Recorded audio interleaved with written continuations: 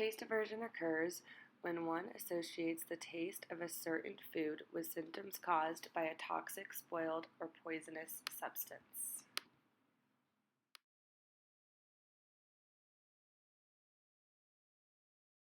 Psychologists Garcia and Koelling showed the tendency of rats to associate taste with illness and audiovisual stimuli with shock. The experiment consisted of two parts. In the first part, they allowed rats to lick at the spout, receiving flavored water. Following, there was a light flash and click. Half of the rats were shocked when they licked from the spout, while the other half were made ill using injections and irritations when licking. After the rats were able to rest and recover over the next few days, the second part of the experiment began. In part 2 of the experiment, the rats were allowed to drink from the spout. This time, half the rats received the flavored water again, but experienced no flash or click. For the other half of the rats, there were flashes and clicks, but the water wasn't flavored. The results showed that the rats that had been shocked in the first part of the experiment drank very little water that was accompanied by the light flashes and clicks in the second part of the experiment. But the rats that had been made ill in the first part of the experiment did not drink the water. Taste aversions have unusual properties that actually help us animals survive.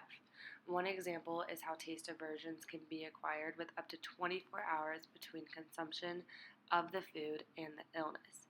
This is helpful for the animal because it can actually take hours for the actual poison to result in the illness. The aversion allows for a quicker response to the food.